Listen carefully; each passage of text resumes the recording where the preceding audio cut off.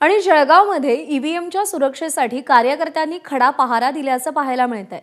धरणगाव तहसील कार्यालयाबाहेर मंडप टाकून महाविकास आघाडीचे कार्यकर्ते ईव्हीएम जिथं ठेवलंय त्या ठिकाणी ठाण मांडून बसले। मतमोजणी लांबल्यानंतर ईव्हीएम सुरक्षेसाठी कार्यकर्ते सज्ज झाल्याचं पाहायला मिळालंय।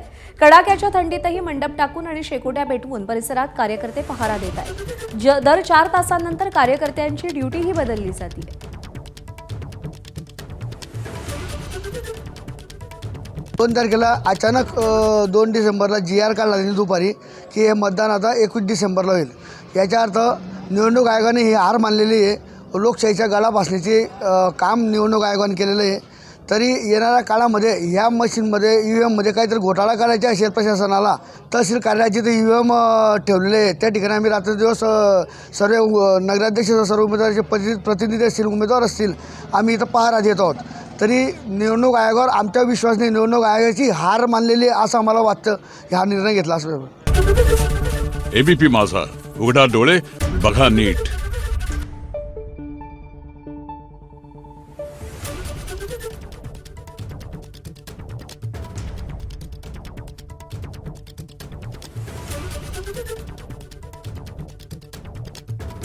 Thank you.